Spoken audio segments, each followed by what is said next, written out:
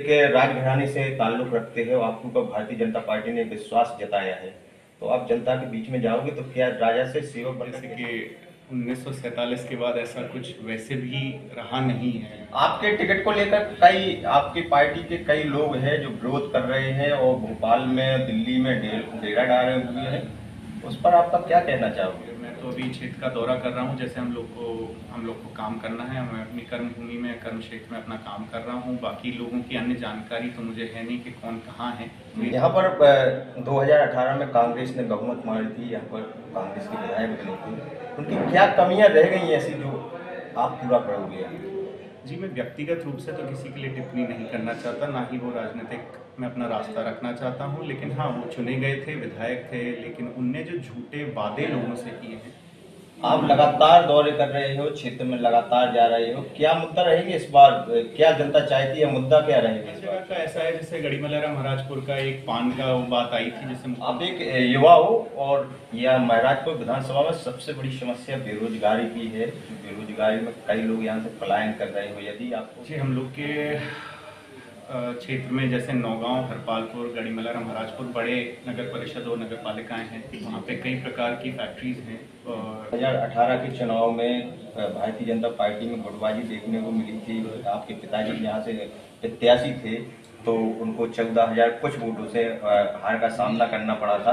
इस बार भी क्या यही चीज फिर से गुटबाजी सामने नजर आ रही है? सोशल मीडिया में भी कुछ आपके पार्टी के जो कार्यकर्ता हैं वो लिख रहे हैं कि राजा का बेटा राजा ही को क्यों टिकट, परिवारवाद चल रहा है, तो ये क्या फर्क पड़ेगा इसका? इस चीज़ के लिए मैं एक ही चीज़ कहना चाहूँगा कि जैसे हम लोग की एक डेमोक्रेटिक कंट्री है और देश में एक सिस्टम है इलेक्शंस का। तो 2015 में मैंने जिला पंचायत का फॉर्म भरा था लोगों के कहने पे, और मेरे को नमस्कार, आप देख रहे हैं MP 16 तक और हमारे साथ बैठे हैं भारतीय जनता पार्टी के प्रत्याशी महराजपुर विधानसभा 48 से। उनसे बात करते हैं, पूछते हैं भारतीय जनता पार्टी ने इनके ऊपर भरोसा जताया है, तो जी कैसे विकास कार्य को लेकर, कौन कौन से मुद्दों को लेकर ये जनता के बीच में पहुंचेंगे? पहले नंबर तो आपका बहुत बहुत स्वागत है हमारे चैनल में। बहुत बहुत धन्यवाद। जी, आप एक राजघराने से ताल्लुक रखते हैं और आपके ऊपर भारतीय जनता पार्टी ने विश्वास जताया है, तो आप जनता के बीच में जाओगे तो क्या राजा से सेवक बनकर कैसे दिखलाओगे? कैसे जनता के बीच में कहोगे कि हम सेवक हैं, राजा नहीं है, राजघराने से नहीं आ रहे हैं?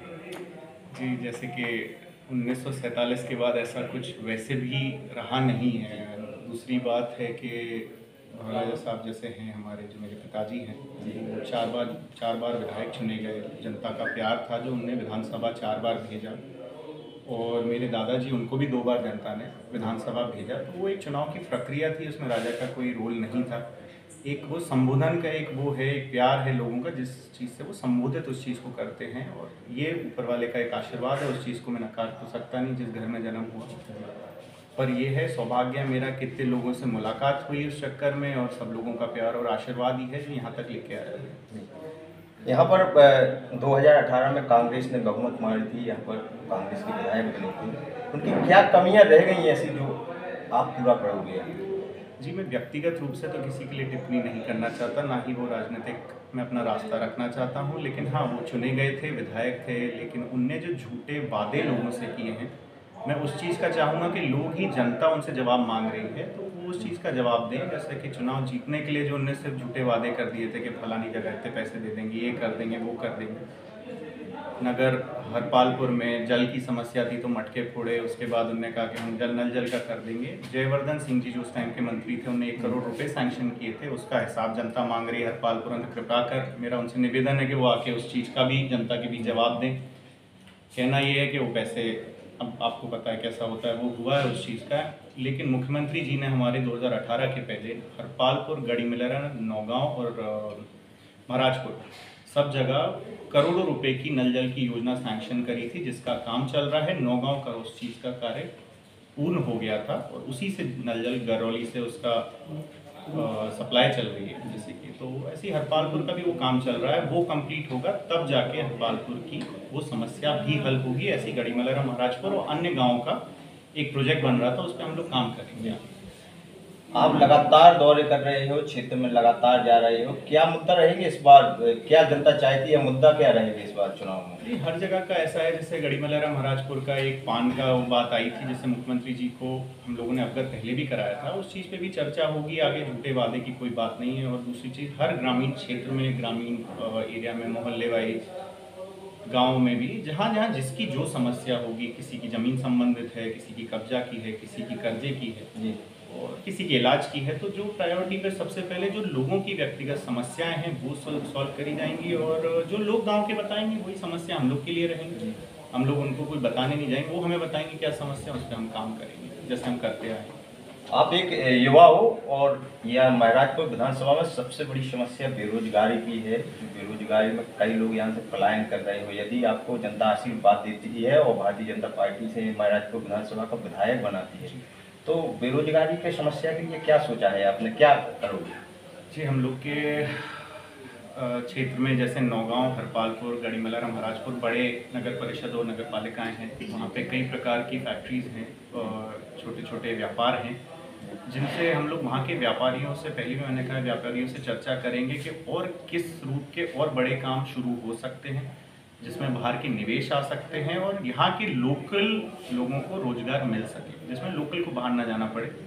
प्राथमिकता यही है, उसमें कोई लोकल वगैरह वाला मुद्दा नहीं है, बट लोकल स्थानीय लोगों को उस चीज़ में रोजगार मिलेगा तो उनको बाहर जाने की ज़रूरत नहीं पड़ेगी। और जो भी स्टेट की पॉलिसीज़ हैं, सेंटर की पॉलिसीज़ हैं, उसका व्यापारियों को लाभ मिले, जिससे कि जहाँ वहाँ काम बढ़े तो लोकल लोगों को भी उसमें काम दिलाने की कोशिश रहेगी, जैसे पहले भी करते आए हैं। भारतीय जनता पार्टी द्वारा, मुख्यमंत्री के द्वारा कई योजनाएं चलाई जा रही है, जैसे कि लाडली बहना योजना हो या और अदर योजनाएं हों, तो इसका क्या वोटर्स पर प्रभाव पड़ेगा? जी, इसका वोटर्स पे प्रभाव तो वो इलेक्शन में ही पता चलेगा, ईमानदारी से।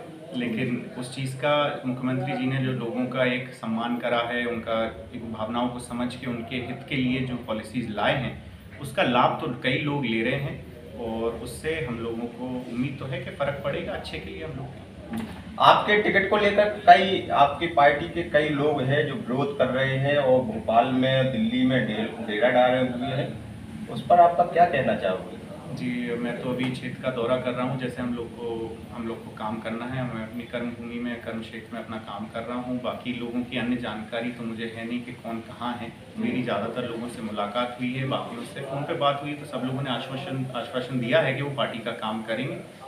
वो अपनी जगह टिकट मांग रहे होंगे या मांग रहे थे, हमने अपनी जगह निवेदन किया, आवेदन दिया, और ऊपर वाले के आशीर्वाद से और हमारे मुख्यमंत्री जी और जो कमेटी है उन लोगों ने जो ठीक समझा उसका हम लोग आदर करते हैं, और उसके लिए हम मेहनत कर रहे हैं। बाकी सब लोग अब बैठ के चालू हो रही हैं, बाकी धीरे धीरे अब हम तो जनता के बीच में जाएंगे, जनता से अपना निवेदन करेंगे, उसके बाद जनता की इच्छा है जैसा वो चाहेंगे। 2018 के चुनाव में भारतीय जनता पार्टी में गुटबाजी देखने को मिली थी। आपके पिताजी यहाँ से प्रत्याशी थे, तो उनको 14,000 कुछ वोटों से हार का सामना करना पड़ा था। इस बार भी क्या यही चीज़ फिर से गुटबाजी सामने नजर आ रही है? सोशल मीडिया में भी कुछ आपके पार्टी के जो कार्यकर्ता हैं वो लिख रहे हैं कि राजा का बेटा राजा ही को क्यों टिकट, परिवारवाद चल रहा है, तो ये क्या फर्क पड़ेगा इसका? जी, इस चीज़ के लिए मैं एक ही चीज़ कहना चाहूँगा कि जैसे हम लोग की एक डेमोक्रेटिक कंट्री है और देश में एक सिस्टम है इलेक्शंस का, तो 2015 में मैंने जिला पंचायत का फॉर्म भरा था लोगों के कहने पे, और मेरे को लोगों ने आशीर्वाद दिया तो मैं जिला पंचायत का सदस्य बना था। अच्छे वोटों से जीत प्राप्त हुई थी, और उसमें 5 साल सीखने को मिला, मतलब टर्म लंबा हो गया था कोविड की वजह से। अपने पिताश्री के अंडर में भी बहुत चीज़ें सीखने को मिली, लोगों से मुलाकातें हुई, उनके काम जितने थे कोशिश करी, सब करे। और आगे भी यही है, विरोध की ऐसी चीज़ है कि वो सोशल मीडिया या लोग कहीं कह रहे होंगे, वो अपना अपना एक नज़रिया है, वो अपनी बात रख रहे होंगे, बट मेरे को ऐसी किसी भी आदमी की किसी भी व्यक्तिगत रूप से जानकारी नहीं है। सब पार्टी के बड़े हैं, सब ज़्यादातर मेरी नज़र में सब लोग सहयोग कर रहे हैं। उनने अपनी जगह आवेदन किया होगा, मुझे जानकारी नहीं, मेरे को अपनी जानकारी, मैं अपना काम कर रहा था, मैंने मांगा, पार्टी ने भरोसा जताया, और हम उस चीज़ पे खरे उतरेंगे, और हर चीज़ सब लोगों को साथ लेके हम लोग चुनाव में उतरेंगे, और उसी का कार्य हमारा चालू है। कांग्रेस के द्वारा कई आरोप लगाए जाते हैं भारतीय जनता पार्टी के जो जनहितैषी योजनाएं चल रही हैं उनके द्वारा कई आरोप लगाए जा रहे हैं। जैसे लाडली बहना है, तो उन्होंने कहा है केवल दिखावा है, और लाडली बहना की जो विधवा पेंशन योजना चल रही थी तो उनके मंत्री आए थे जयवर्धन सिंह, उन्होंने यहाँ पर स्टेज पे कहा था कि विधवा जो महिलाएं हैं उनको 600 पहले से मिलते थे, केवल 400 रुपये ही डाल रहे हैं और 1000 रुपये का वादा कर रहे हैं। कई आरोप लगाए जा रहे हैं, तो कई कांग्रेसियों को रोकने के लिए आप क्या करोगे वहाँ पर फील्ड में? कि हम लोग किसी को रोकने के लिए काम नहीं करेंगे। हम भाजपा के कार्यकर्ता हैं। हम लोग की टीम सिर्फ और सिर्फ बीजेपी की पॉलिसीज़ को लेके और लोगों की समस्याओं को लेके आगे बढ़ेंगे। किसी को नीचा दिखा के ऊपर होने का हम लोग का ना तरीका रहा है। और जो लोग आप जिनकी अगर कुछ लोगों की अगर बात कर रहे हैं तो उन लोगों की शायद मतलब राजनीतिक रोटी सेकने का महाराजपुर में सिर्फ हम लोग का नाम लेने से ही चल रहा है। तो वो लोग वो कर रहे हैं अपना काम, बाकी उनका अस्तित्व बहुत कुछ है नहीं। अगर कई लोगों की बात करें अन्य पार्टियों में से, तो वो लोग हम लोग का नाम लेके ही यहाँ पे अस्तित्व ढूंढने की और बनाने की कोशिश कर रहे हैं। हम लोग का तो घर है, हम लोग की कर्मभूमि है, हम लोग का कर्म क्षेत्र है, तो हम लोग हमेशा से काम कर रहे हैं। तो जैसा आपको ज्ञात है कि ऊपर वाले के आशीर्वाद से और जनता के प्यार और आशीर्वाद से राजा को 4 बार मौका मिला, तो कुछ तो करा ही होगा उन्होंने, कुछ करा होगा, तभी पार्टी ने बार बार भरोसा जताया है और इलेक्ट होकर विधानसभा तक पहुँचे हैं। नहीं तो इलेक्शन वाले उसमें ऐसे झूठ का तो ज़्यादा चलता नहीं। कई लोगों ने बोले हैं, सो एक एक टर्म में उनको समझ में आई है। जैसा मैं आगे करूँगा, जैसे कर्म करेंगे वैसा फल मिलेगा। जनता बिल्कुल उस चीज़ का निर्णय जनता के हाथ में है। कामाख्या प्रताप सिंह क्या महराजपुर विधानसभा में प्रचंड जीत हासिल करेंगे भारतीय जनता पार्टी से? उम्मीद तो ऐसी है। लोगों में हम लोग के जो जा रहे हैं अभी जनसंपर्क में प्यार मिल रहा है, लोग आशीर्वाद दे रहे हैं और लोगों की उम्मीद है, क्योंकि जो उनसे झूठे वादे करे गए हैं 2018 से लेकर 23 के बीच में, जनता को उस चीज़ का दिख रहा है असल में कि भैया किसी ने झूठ बोला है आगे।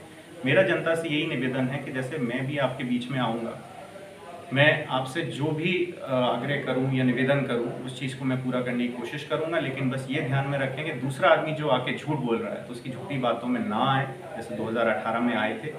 बस यही मेरा निवेदन है और मैं आशीर्वाद मांग सकता हूं सब लोगों से, वो उसी का आकांक्षी है। आगामी त्यौहार आ रहे हैं, अपने क्षेत्र की जनता के लिए क्या कहना चाहोगे त्यौहार के लिए? क्षेत्र की जनता का मैं हमेशा से आभारी रहा हूं और मेरा परिवार भी रहा है, और यही है कि हम लोग बस एक परिवार की तरह आगे बढ़ते रहें और सबके लिए मैं बहुत बहुत खुशहाली की मनोकामना करता हूं और सबका बहुत बहुत आभारी हूं। जीते हमारे साथ भारतीय जनता पार्टी के प्रत्याशी कामाख्या प्रताप सिंह, जो उनसे बात की और जानी क्या है रणनीति महराजपुर विधानसभा की। देखते रहिए MP 16 तक।